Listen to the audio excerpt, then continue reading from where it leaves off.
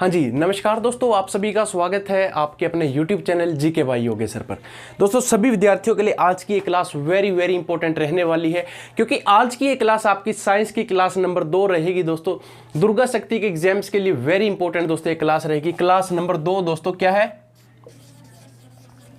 Class number 2 दोस्तों very important है। अगर आप लोगों ने क्लास नंबर 1 नहीं देखी तो दोस्तों वीडियो के डिस्क्रिप्शन में प्लेलिस्ट का एक बटन मिलेगा, आपको लिंक मिलेगा, उस लिंक पर क्लिक करें और क्लास नंबर 1 भी दोस्तों जरूर देखें, क्योंकि आप लोगों के लिए वेरी इंपॉर्टेंट दोस्तों ये क्लास रहने वाली है दुर्गा शक्ति के अंदर, अगर आपको सिलेक्शन लेना है तो। अब दोस्तों मैं बात करता हूं किसकी की जो आपके दुर्गा शक्ति के एग्जाम है वो दोस्तों वेरी इंपॉर्टेंट रहने वाली है, क्योंकि आप लोगों के लिए दोस्तों बहुत बड़ा क्या है कि बहुत बड़ा चांस है ये अब की बार। अगर आप इसके अंदर सिलेक्शन ले जाते हैं तो दोस्तों बहुत बड़ा क्या है आप लोगों के लिए, मतलब बहुत खुशी की बात रहेगी। तो दोस्तों सभी विद्यार्थी शुरू से लेकर अंत तक इस वीडियो को देखना, और वेरी इंपॉर्टेंट दोस्तों ये क्लास सभी विद्यार्थियों के लिए रहने वाली है। तो सबसे पहला प्रश्न दोस्तों क्या पूछा जाता है, अगर आप लोगों से पूछ लिया जाए कि भाई पुतली का आकार डैश के द्वारा नियंत्रित किया जाता है। अब दोस्तों ये पुतली, मैंने क्या कहा कि पुतली का आकार। अब दोस्तों पुतली आप लोगों को नहीं समझ में आया कि पुतली किसको बोलते, तो पुतली दोस्तों जो आपकी आंख होती है ना, आंख का आकार किसके द्वारा नियंत्रित किया जाता है, यानी कि जो आपकी पुतली होती है, ये पुतली होती है, पुतली का आकार किसके द्वारा नियंत्रित किया जाता है, तो दोस्तों ये किया जाता है आपके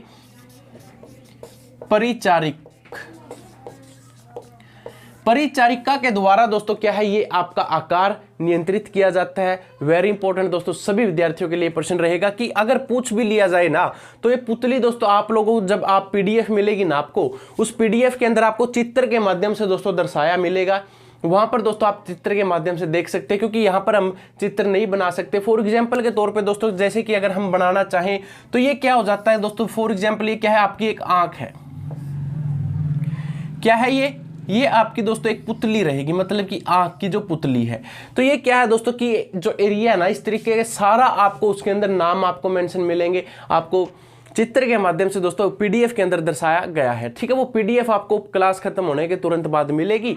तो यहाँ पर दोस्तों चित्र बना के नहीं बता सकते, तो सभी विद्यार्थी एक बार उस पीडीएफ को जरूर देख लेना। पीडीएफ आप लोगों के लिए इंपॉर्टेंट रहने वाली है। इसके बाद क्वेश्चन नंबर, सिर्फ सबसे पहले दोस्तों आपको यही याद रखना कि पुतली का आकार किसके द्वारा नियंत्रित किया जाता है, तो वो किया जाता है परिचारिका के द्वारा नियंत्रित किया जाता है। और दोस्तों ये क्लास वेरी इंपॉर्टेंट है, सिलेक्टेड पर्सन है, ज्यादा लंबी क्लास नहीं होगी, छोटी सी क्लास है और सिलेक्टेड पर्सनों के साथ है। इसके बाद दहन के लिए कौन सी गैस आवश्यक है दोस्तों, किसके लिए? दहन के लिए, भाई दहन के लिए कौन सी गैस पूछा गया है कि दहन के लिए कौन सी गैस आवश्यक है, तो दोस्तों ऑक्सीजन क्या है दहन के लिए सबसे जरूरी रहती है। किसके लिए दोस्तों?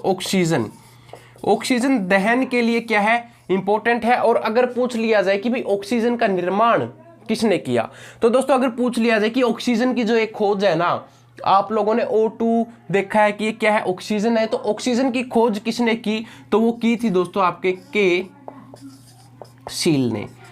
के सील ने दोस्तों क्या की, आपकी ऑक्सीजन की खोज की। अगर आप लोगों से पूछा जाए कि भाई ऑक्सीजन की खोज, O2 की खोज किसने की, तो ये की दोस्तों के सील ने इसकी खोज की थी। और बात की जाती है दोस्तों अगले पॉइंट की, क्या पूछा जाता है कि यह ज्वलनशील है लेकिन दहन में मदद करता है। दोस्तों ऑक्सीजन क्या रहेगी आपकी, अज्वलनशील। भाई अज्वलनशील है, ये ज्वलनशील है लेकिन दहन में क्या करती है दोस्तों, मदद करती है। अज्वलनशील पदार्थ रहेगा दोस्तों, ये अज्वलनशील, ये आपकी ऑक्सीजन रहेगी, लेकिन दहन में क्या करती है, ये बहुत ज्यादा मदद करती है। अधूरा दहन को या फिर अधूरा दहन से दोस्तों क्या बनता है, अगर पूछ लिया जाए कि भाई अगर अधूरा दहन से क्या बनाया जाता है, दोस्तों पूछ लिया जाए ना कि अधूरा दहन से क्या बनाया जाता है, तो कार्बन क्या बनाया जाता है, कार्बन मोनोऑक्साइड दोस्तों क्या है अधूरे दहन से बनता है। मैं लिख देता हूं दोस्तों, क्या बनता है, कार्बन मोनोऑक्साइड। कार्बन मोनोऑक्साइड दोस्तों आपका किसकी क्रिया से बनता है? ये दहन की जो क्रिया होती है, यानी कि अधूरा दहन की क्रिया से आपका कार्बन मोनोऑक्साइड बनता है। आप लोगों के लिए इंपॉर्टेंट रहेगा, सभी विद्यार्थी दोस्तों इसको नोट डाउन करते चले, वेरी इंपॉर्टेंट सभी के लिए रहेगा। हाइड्रोजन क्या है दोस्तों? हाइड्रोजन पूछा जाए तो सबसे हल्की गैस कौन सी रहेगी? तो हाइड्रोजन। हाइड्रोजन दोस्तों क्या है? हाइड्रोजन सबसे हल्की गैस रहेगी। क्या रहेगी दोस्तों? सबसे हल्की गैस। सबसे हल्की गैस का नाम पूछ लिया जाए तो दोस्तों सबसे हल्की गैस रहेगी जो आपकी, वो हाइड्रोजन सबसे हल्की गैस रहेगी। आप सभी नोट डाउन जरूर कर लेना कि हाइड्रोजन भी दोस्तों पूछ लिया जाता है कि हाइड्रोजन एक क्या है दोस्तों? हाइड्रोजन एकमात्र दोस्तों क्या है? परमाणु है। क्या है? परमाणु। हाइड्रोजन एकमात्र परमाणु है जिसमें क्या है दोस्तों? न्यूट्रॉन मौजूद नहीं होते। क्या नहीं होते दोस्तों? इसके अंदर हाइड्रोजन के अंदर क्या चीज नहीं होती? तो न्यूट्रॉन दोस्तों क्या होता है कि जो आपके न्यूट्रॉन होते हैं ना, कि न्यूट्रॉन किस गैस के अंदर नहीं पाए जाते? तो न्यूट्रॉन दोस्तों आपके हाइड्रोजन गैस के अंदर नहीं पाए जाते। और हाइड्रोजन गैस दोस्तों एक परमाणु है जो क्या है? सबसे हल्की गैस रहेगी। यहां तक सभी विद्यार्थी एक बार स्क्रीनशॉट भी ले सकते हैं अगर लेना चाहें तो। दोस्तों आप सभी के लिए क्या है, ये क्लास वेरी वेरी इंपॉर्टेंट दोस्तों रहने वाली है। और उम्मीद करूंगा दोस्तों अगर आप हमारे चैनल पर पहली बार आए हैं ना, तो इस चैनल को सब्सक्राइब जरूर कर देना। और इसके बाद दोस्तों आप लोगों से क्या पूछ लिया जाता है कि हमारे शरीर में स्नायु किसे जोड़ता है? वेरी इंपॉर्टेंट है ना दोस्तों। क्या पूछा जाता है कि स्नायु होता है, जो परीक्षा में बहुत बार दोस्तों पूछ लिया जाता है कि स्नायु हमारे शरीर में या मानव शरीर में दोस्तों स्नायु किसे जोड़ता है? हमारे शरीर में जो स्नायु होता है ना दोस्तों, वो किसे जोड़ता है? हड्डी से हड्डी जोड़ता है। ये हड्डियों से हड्डी को जोड़ता है। क्या करता है? हड्डी से हड्डी को कौन जोड़ता है? स्नायु जोड़ता है। स्नायु के कारण क्या है? आपकी हड्डियां आपस में जुड़ जाती हैं। इसके बाद पॉइंट क्या बनता है दोस्तों कि जो स्नायु होता है ना, कोलेजन से बनते हैं। किससे बनते हैं? कोलेजन से। स्नायु किससे बनते हैं? तो कोलेजन से दोस्तों क्या है? आपके स्नायु बनते हैं। वेरी इंपॉर्टेंट दोस्तों आप सभी के लिए रहेगा। अगर परीक्षा में पूछ लिया जाए कि भाई स्नायु किससे बनते हैं, तो स्नायु बनते हैं कोलेजन से। ठीक है, सभी विद्यार्थी नोट डाउन करते चले। उसके बाद दोस्तों अगर आप लोगों से पूछा जाए पॉइंट इसी के अंदर क्या बनेगा दोस्तों कि जो आपकी टेंडन क्या होती है दोस्तों? टेंडन हड्डियां होती है। क्या होती है? टेंडन हड्डियां। नोट कर देता हूं। टेंडन हड्डियों को मांसपेशियों से कौन जोड़ता है दोस्तों? स्नायु जोड़ता है। टेंडन हड्डियों को मांसपेशियों से जोड़ने का काम करता है। टेंडन दोस्तों दोबारा रिपीट कर रहा हूं, टेंडन क्या करता है? हड्डियों को मांसपेशियों से जोड़ता है। और स्नायु किसको? हड्डी से हड्डी को जोड़ता है, स्नायु। और टेंडन मांसपेशियों को हड्डियों से जोड़ता है या फिर हड्डियों को मांसपेशियों से जोड़ता है। यहां तक दोस्तों क्लियर आप सभी का, वेरी इंपॉर्टेंट रहेगा दोस्तों। सभी विद्यार्थी नोट डाउन अपना करते हुए चले। इसके बाद दोस्तों कि एल्कोहल दोस्तों किसका, एक बार आप नोट डाउन करें कि एल्कोहल क्या है? कि एल्कोहल का दोस्तों आप लोगों ने नाम सुना होगा। तो एल्कोहल का क्या होता है दोस्तों? कवथनाक। कवथनाक दोस्तों क्या है? कि 78 डिग्री सेल्सियस है। एल्कोहल का कवथनाक 78 डिग्री सेल्सियस है। और क्या कहा गया है कि दोस्तों जो आपके केल्विन है, कि केल्विन स्केल में यह तापमान कितना होता है? केल्विन स्केल के अंदर तापमान पूछ लिया जाता है, तो केल्विन स्केल के अंदर दोस्तों तापमान कितना होता है? वेरी इंपॉर्टेंट सभी के लिए रहेगा दोस्तों। दोबारा रिपीट कर रहा हूं कि एल्कोहल का कथनांक कितना होता है? तो एल्कोहल का कथनांक दोस्तों जो होता है 78 डिग्री सेल्सियस होता है। और केल्विन स्केल में यह तापमान कितना बताता है, या कितना होता है केल्विन स्केल के अंदर? तो केल्विन स्केल के अंदर दोस्तों यही तापमान आपका 351 तक का दोस्तों क्या होता है कि इसका तापमान होता है। दोबारा रिपीट कर रहा हूं दोस्तों, एल्कोहल का कथनात्मक कितना होता है? वो होता है 78 डिग्री सेल्सियस। अगर हम इसको दोस्तों केल्विन स्केल के अंदर मापा जाए, केल्विन स्केल के अंदर इसी का तापमान दोस्तों कितना हो जाता है? आपका 351 कैरेट तक दोस्तों ये क्या है? पहुंच जाता है। ये आप लोगों के लिए दोस्तों क्या है? वेरी इंपॉर्टेंट रहने वाले हैं। इसके बाद अगर आप लोगों से दोस्तों पूछ लिया जाए कि जो गैस चुनने के पानी की दूधिया बनाता है, वह गैस कौन सी है? दोस्तों जो गैस चुनने की क्या बनाता है? जो गैस चुनने के पानी की क्या बनाता है दोस्तों? दूधिया। तो वह गैस दोस्तों क्या है कि जो गैस चूने के पानी की दूधिया बनाता है, तो वह गैस कौन सी है? तो दोस्तों कार्बन डाइऑक्साइड क्या है, वो गैस इसकी रहेगी, क्या रहेगी दोस्तों? Carbon dioxide. Carbon dioxide. दोबारा रिपीट कर रहा हूं दोस्तों, अगर पूछ लिया जाए कि चूने के पानी की दूधिया कौन सी गैस बनाती है, तो वो बनाती है कार्बन डाइऑक्साइड। यहां तक सभी विद्यार्थी एक बार नोट कर लीजिए, ताकि आपको दोस्तों कोई समस्या ना आए, और मैं इसको रफ करके आपके लिए और भी दोस्तों जो प्रश्न बनेंगे उनको मैं नोट डाउन करता हुआ चलूं। अब ये क्या दोस्तों पूछ लिया जाए कि वाशिंगन, जो आपका वॉशिंग सोडा होता है दोस्तों, क्या होता है कि वॉशिंग सोडा का रासायनिक नाम बताएं। किसका दोस्तों? वॉशिंग सोडे का। वॉशिंग सोडा का अगर आप लोगों से क्या पूछ लिया जाए रासायनिक नाम, तो सोडियम कार्बोनेट दोस्तों क्या रहेगा, इसका रासायनिक नाम रहेगा। क्या रहेगा दोस्तों? Sodium carbonate.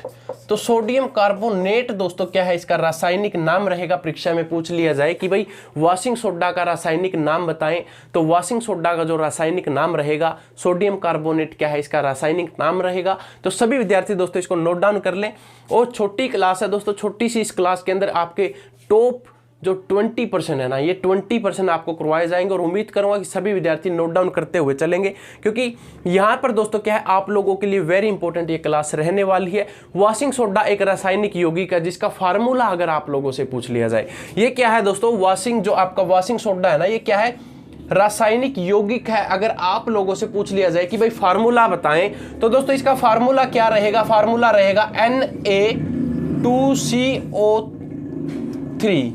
तो दोस्तों ये क्या है? ये इसका फार्मूला रहेगा, दोबारा रिपीट कर रहा हूं कि Na2CO3 दोस्तों क्या है, इसका एक फार्मूला रहेगा। किसका? वॉशिंग सोडे का। ठीक है, यहां तक आप सभी विद्यार्थी नोट कर लिए, ये आप लोगों के लिए इंपॉर्टेंट रहने वाले हैं। अगर आप लोगों ने दोस्तों यहां तक नोट डाउन कर लिया है, तो मैं इसका क्या है रफ कर देता हूं, ताकि आपको दोस्तों आगे जो प्रश्न बनते हैं वो आपको करवाए जाएं। क्लास नंबर 2 सभी विद्यार्थियों के लिए वेरी इंपॉर्टेंट रहने वाली है। सभी विद्यार्थी शुरू से लेकर अंत तक क्लास को देखना, क्योंकि दोस्तों अगर बीच में आप आओगे तो उसमें क्या है कि आपको जो स्टार्टिंग के प्रश्न है वो बेनिफिट नहीं दे पाएंगे। इसीलिए दोस्तों क्लास को क्या है कि शुरू से लेकर अंत तक जरूर देखना। वॉशिंग सोडा के दोस्तों क्या है, अगर आप लोगों से गुण पूछ लिए जाए, क्या पूछ लिए जाए? वॉशिंग सोडा के गुण। मैं नोट कर देता हूं दोस्तों किसके, कि वॉशिंग सोडा का दोस्तों क्या पूछा जाए कि गुण बताएं। तो वॉशिंग सोडा के दोस्तों आप लोगों को क्या है कि पता होना चाहिए ना कि गुण कौन कौन से हैं इसके अंदर। तो यह एक पारदर्शी क्या है दोस्तों, क्रिस्टलीय ठोस होता है। क्या होता है दोस्तों? ये एक पारदर्शी होता है। क्या होता है ये?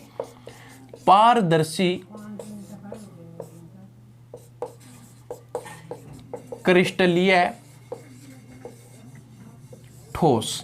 पारदर्शी क्रिस्टलीय ठोस दोस्तों ये होता है। अगर आप लोगों से पूछा जाए भाई दूसरा गुण भी बता रहे हैं इसका, तो या फिर अन्य गुण दोस्तों पूछ लिए जाए, तो यह उन धातु कार्बोनेट्स में से एक है जो दोस्तों पानी के अंदर क्या है, घुलनशील है। वॉशिंग सोडा दोस्तों आपको पता है कि भाई पानी के अंदर घुलनशील है, तो आप लोगों को पता भी होना चाहिए कि ये क्या है, पानी के अंदर घुलनशील एक पदार्थ रहेगा। ठीक है, यहां तक दोस्तों सभी विद्यार्थी एक बार नोट डाउन कर लीजिए। अगर आप लोगों से दोस्तों पूछा ये क्या है दोस्तों, पानी के अंदर घुलनशील है। क्या है? घुलनशील।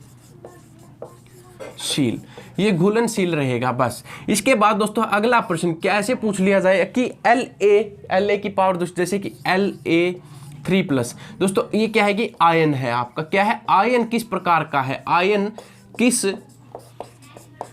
प्रकार का है? तो ये आयन पूछ लिया जाए ना दोस्तों आप लोगों से कि भाई आयन बताएं, तो ये आयन का दोस्तों जो उत्तर रहेगा ना कि आयन पूछ लिया जाए कि भाई ये आयन किस प्रकार का है, तो ये आयन दोस्तों आपका किस प्रकार का रहेगा? ये रहेगा प्रतिचुंबकीय। तो प्रतिचुंबकीय प्रकार का दोस्तों क्या है, ये आयन आपका रहेगा। अगर आप लोगों से पूछा जाए दोस्तों ये भी इंपॉर्टेंट रहेगा आप सभी के लिए कि एक खाद्य श्रृंखला के अंदर शाकाहारी कौन होता है। दोस्तों एक खाद्य श्रृंखला क्या है कि एक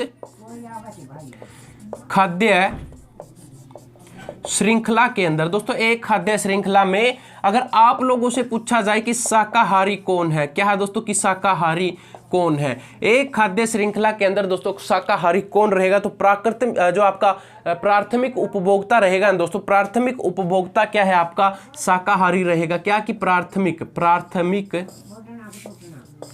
प्राथमिक क्या है दोस्तों, प्राथमिक उपभोक्ता क्या है आपका उपभोक्ता, ये क्या रहेगा दोस्तों, शाकाहारी रहेगा।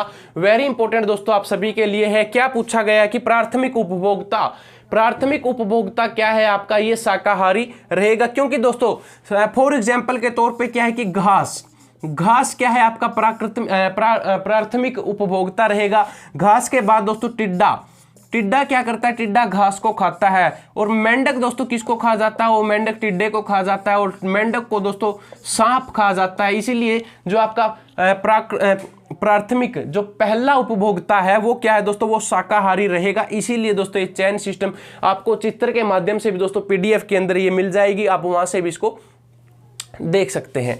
इसके बाद दोस्तों आगे क्या पूछा जाता है, अगर आप लोगों से पूछ लिया जाए कि वह फिटकरी के रूप में, किसके रूप में दोस्तों, फिटकरी के रूप में। क्वेश्चन क्या है कि फिटकरी, फिटकरी के रूप में जाना जाने वाला पोटास अम्ल क्या है दोस्तों, फिटकरी के रूप में जाने वाला क्या, पोटास एलम क्या है। फिटकरी के रूप में जाने वाला जो पोटास एलम दोस्तों रहेगा, ये आपका क्या रहेगा, ये रहेगा आपका लवण। लवण, लवण क्या है, लवण दोस्तों फिटकरी के रूप में जाना वाला पोटास एलम है। पोटास एलम दोस्तों क्या है आपका लवण रहेगा। आप लोगों को पता होना चाहिए, परीक्षा में दोस्तों पूछ लिया जाए तो आप आराम से दोस्तों इस प्रश्न को कर सकते हैं। और ये दोस्तों जो प्रश्न आपको करवाए जा रहे हैं ये टॉप 20% रहेंगे, जो दोस्तों सिलेक्टेड क्वेश्चंस, मतलब परीक्षा के जो पुराने पेपर थे आपके उनसे उठा कर दोस्तों एक एक प्रश्न को हम लेकर आए हैं, ताकि आपको दोस्तों कोई भी समस्या न आए। अगर आप लोगों से पूछ लिया जाए जैसे कि भाई एक तरल, क्या है कि एक तरल, एक तरल पर क्या दोस्तों कि वायुमंडलीय दबाव है, क्या है, वायुमंडलीय, एक तरल पर वायुमंडलीय दबाव को कम करने से क्या होगा, क्या होगा। तो दोस्तों अगर आप लोगों से पूछा जाए कि एक तरल पर वायुमंडलीय दबाव कम करने से क्या होगा, तो आप सभी विद्यार्थी एक बार कमेंट करके बताएं अगर आपको पता है कि भाई एक जो आपका तरल है, तरल पर वायुमंडलीय दबाव अगर कम किया जाए तो क्या हो सकता है। तो सभी विद्यार्थी दोस्तों अगर आपको पता है तो कुछ भी तुक्का भी लगा सकते हैं अगर पता है थोड़ा बहुत।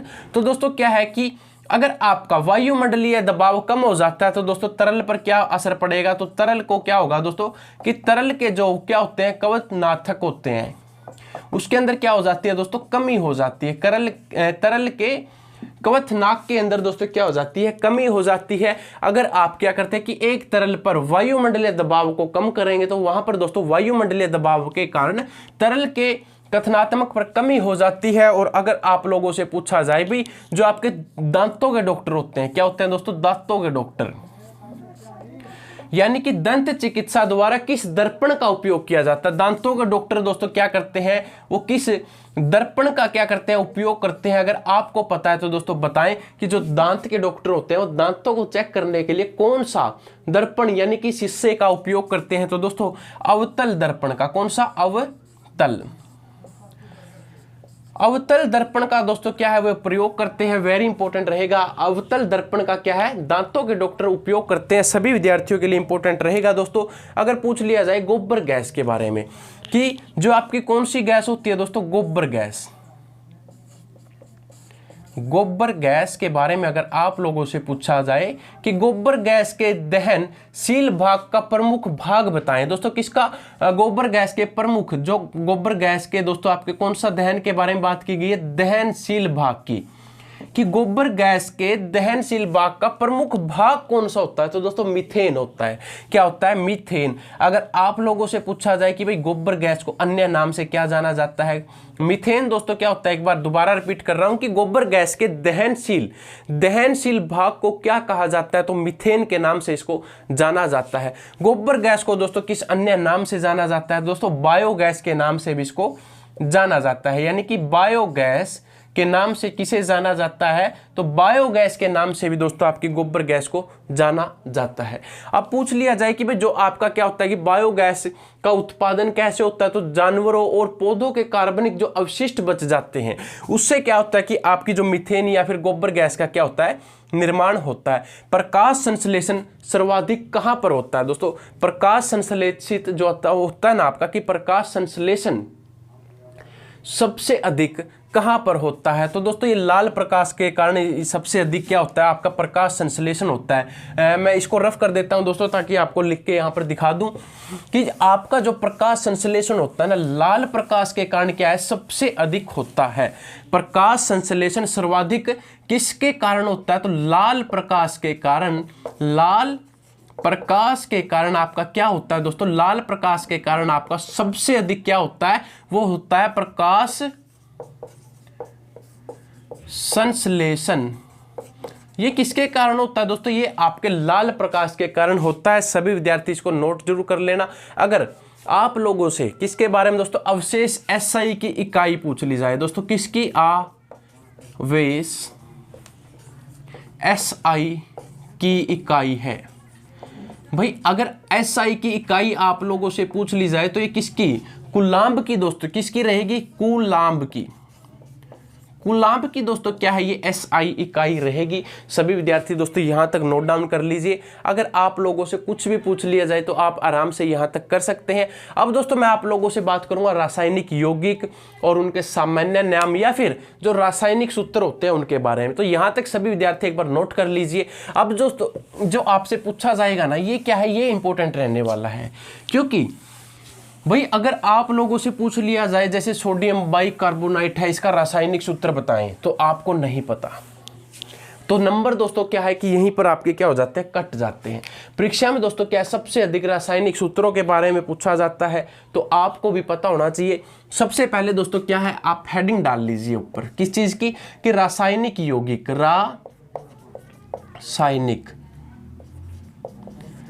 रासायनिक यौगिक की दोस्तों क्या है, आप हेडिंग डाल लीजिए कि रासायनिक यौगिक अगर आप लोगों से पूछा जाए, सबसे पहला पॉइंट दोस्तों क्या बनेगा कि सोडियम बाइकार्बोनेट। क्या दोस्तों?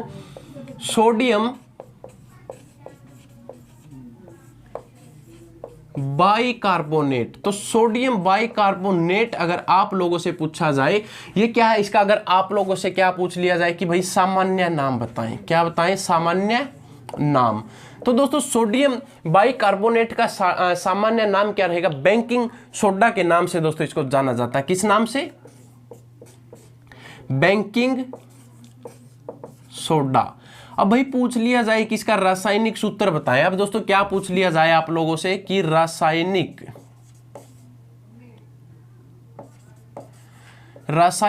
दोस्तों सूत्र अगर आप लोगों से पूछ लिया जाए, तो रासायनिक सूत्र भी दोस्तों आपको पता होना चाहिए कि बेकिंग सोडा का जो रासायनिक सूत्र है वो क्या है, वो है दोस्तों NaHCO, इसकी पावर दोस्तों नीचे क्या है, 3।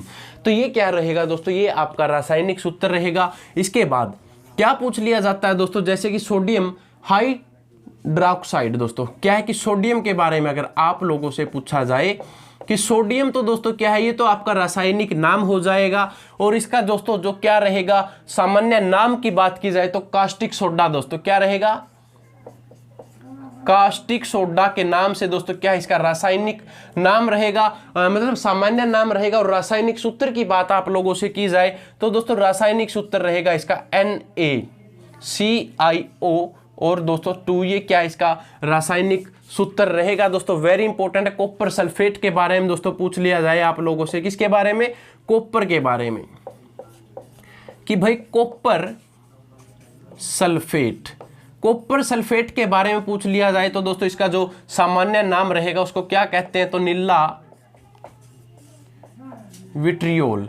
तो नीला विट्रियोल के नाम से दोस्तों क्या है इसको जाना जाता है। और पूछ लिया जाए कि भाई इसका रासायनिक सूत्र बताएं, तो रासायनिक सूत्र भी दोस्तों वेरी इंपॉर्टेंट रहेगा। तो रासायनिक सूत्र दोस्तों क्या रहेगा, इसका रहेगा CuSO4, क्या है दोस्तों इसका रासायनिक सूत्र रहेगा। ये दोस्तों आप लोगों के लिए इंपॉर्टेंट रहने वाले हैं। सभी विद्यार्थी साथ के साथ नोट डाउन करते चले। आप सभी के लिए दोस्तों ये सबसे ज्यादा इंपॉर्टेंट है, क्योंकि दुर्गा शक्ति के एग्जाम्स में दोस्तों क्या है कि आपसे करंट अफेयर से लेके हिंदी, इंग्लिश, ये सारे के सारे दोस्तों जो सब्जेक्ट हैं वो पूछे जाएंगे। क्योंकि उस दौरान आपका जब पेपर होगा तो HSSC आराम से रिलैक्स होकर दोस्तों आपका पेपर बनाएगी। तो इसलिए सभी विद्यार्थी दोस्तों यहाँ पर अपना आराम से हर एक चीज़, मतलब ध्यान से अपना हर एक टॉपिक को दोस्तों क्लियर करते हुए चले। अब अगर आप लोगों से पूछा जाए कि फेरस सल्फेट के बारे में, फेरस सल्फेट के बारे में पूछ लिया जाए कि भाई इसका जो आपका सामान्य नाम बताएं, तो दोस्तों हरा विट्रोलियल इसको क्या कहा जाता है, हरा विट्रोल। ये हरा विट्रोल दोस्तों किसे कहा जाता है, फेरस सल्फेट को कहा जाता है। रासायनिक सूत्र की अगर आप लोगों से बात की जाए कि भाई रासायनिक सूत्र बताएं, तो दोस्तों इसका क्या है, अगर आप लोगों से क्या पूछा जाए, रासायनिक सूत्र पूछा जाए, तो रासायनिक सूत्र दोस्तों इसका रहेगा FeSO4। ये क्या है, इसका रासायनिक सूत्र है। सोरा का नाम आप लोगों ने सुना होगा दोस्तों कि सोरा, क्या सोरा, तो सोरा का दोस्तों जो सामान्य नाम पूछ लिया जाए, पोटेशियम क्या रहेगा दोस्तों, सोरे का रासायनिक नाम सामान्य नाम, तो वो रहेगा पोटेशियम नाइट्रेट। ये क्या है दोस्तों, ये आपका इसका सामान्य नाम, दोबारा रिपीट कर रहा हूं दोस्तों। सोरा का अगर आप, सोरा क्या रहेगा आपका रासायनिक यौगिक है, और सामान्य नाम पेट्रोलियम क्या रहेगा, पेट्रोशियम। दोस्तों पेट्रोशियम नाइट्रेट दोस्तों क्या इसका सामान्य नाम रहेगा। रासायनिक सूत्र की बात की जाए तो KNO3 इसका क्या है दोस्तों, रासायनिक सूत्र रहेगा। यहां तक दोस्तों क्या ये आपके इंपॉर्टेंट प्रश्न बनते हैं। उम्मीद करूंगा दोस्तों सभी विद्यार्थियों को ये क्लास अच्छी लगी होगी। क्लास अच्छी लगे तो दोस्तों इस क्लास को ज्यादा से ज्यादा विद्यार्थियों तक शेयर जरूर करें, क्योंकि यहाँ पर दोस्तों आपके क्या है, हर एक प्रश्न वेरी इंपॉर्टेंट रहते हैं। तो चलिए दोस्तों अब मिलते हैं अगली क्लास में, और अगली क्लास में मिलने से पहले दोस्तों आज रात 8 बजे दोस्तों क्या है आपका टेस्ट होगा। आप लोगों को पता है कि हर संडे क्या होता है दोस्तों, एवरी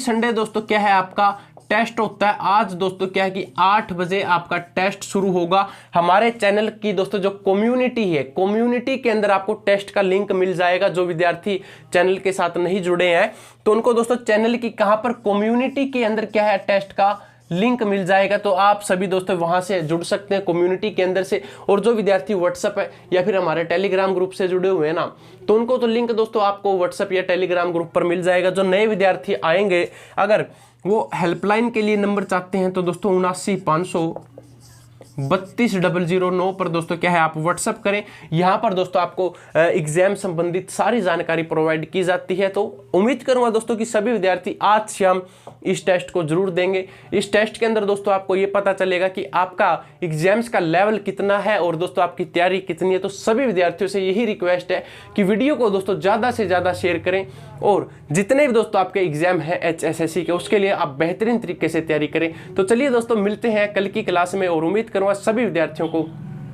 आज की ये क्लास अच्छी लगी होगी। तो थैंक यू दोस्तों, जय हिंद जय भारत।